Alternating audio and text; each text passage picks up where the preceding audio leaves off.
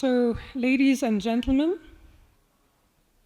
it's an honor to be here with you today in Jerusalem, the eternal, undivided capital of Israel.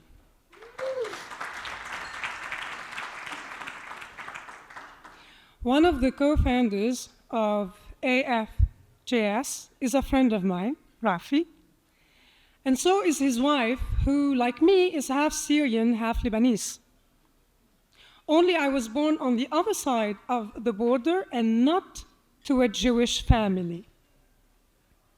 Growing up in Lebanon, I was fond of Hezbollah. I belonged to the masses of useful idiots, and I hated Israel and the Jews.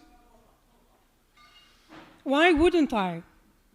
Israel occupied South Lebanon, and I did not know why. I didn't know that Israel had created a buffer zone after more than a decade of restraint, while Arafat and his gangsters, including Arabs and Westerners from the radical left, abused Lebanese territory and sent men and women to commit terror attacks in Israel. Whatever we were told about the Jews and the Israelis, we believed it, especially because there were no Jews left to contest what was said about them. When people talk to you about the Palestinian Nakba, tell them that more than 800,000 Jews were uprooted from the Arab world. They moved on. Let's move on. Did you know that since the 50s, in most of the Arab world, anti-normalization laws and policies forbid people-to-people contact with Israelis, even abroad? Abolishing these laws, and this is meant to the Americans, abolishing these laws should be a condition when granting US aid. That's a side remark. Only in my mid-20s, when I moved to Europe and lived among the Jews in France, did I realize how intensively brainwashed and indoctrinated we were. After years of research and reading, I became a Zionist. I worked with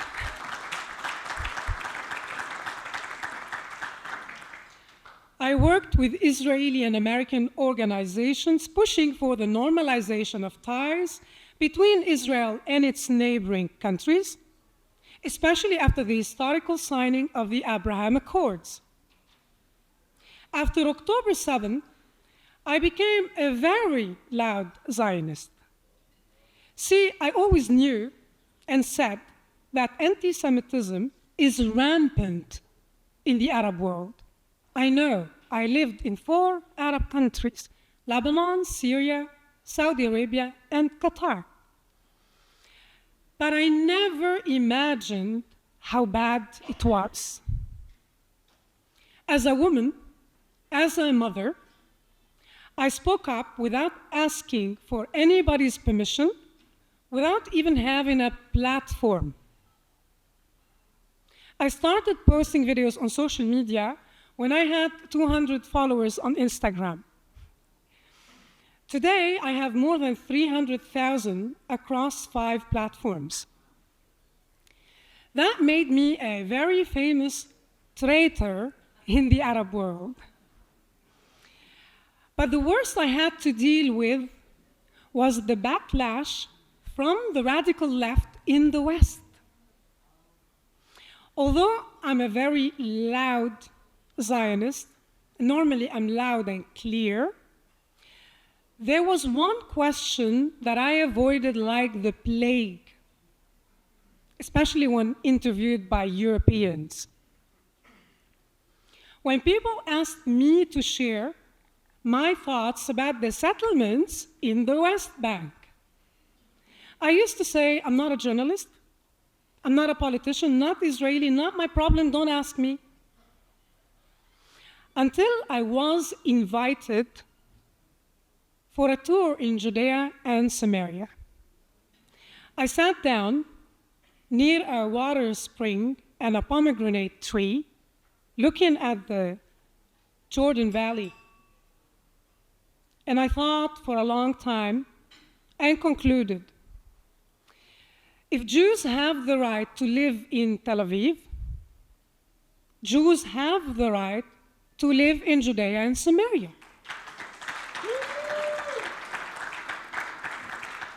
It is part of their story, part of their past, and must be part of their future.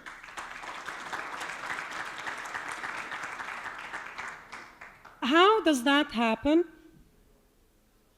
We need a creative solution, a new one, instead of recycling old ideas. Lastly, I would like to tell you, this is my 14th visit to Israel since October 7th, and I'm coming back twice this November. And it's not financed by the Mossad, it's mostly financed by myself. And I plan to live here once I become Jewish. I heard that, wow. And when I become Israeli, and if I go into politics, I will fight to make learning Arabic mandatory in Israel. In an ocean of Arabic-speaking countries, the language is a tool in Israel's survival kit. After I decided to convert, I took a DNA test. And of course I have Jewish blood. But not only. My DNA tells the story of our region, the layers of history. So why do I stand with the Jews? Because they are my chosen people.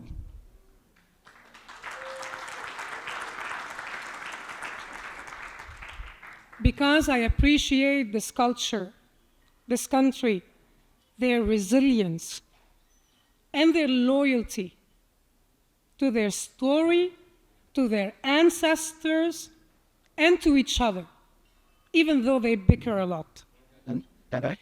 And I know that Israel will prevail. After this devastating war, Israel will become much stronger than it ever was, Bezrat Hashem. But for that, it needs all of us to roll up our sleeves and get to work. We have a common enemy called political Islam, and if we unite, we will defeat it. How? Look at Israel, watch and learn. Am Israel Chai.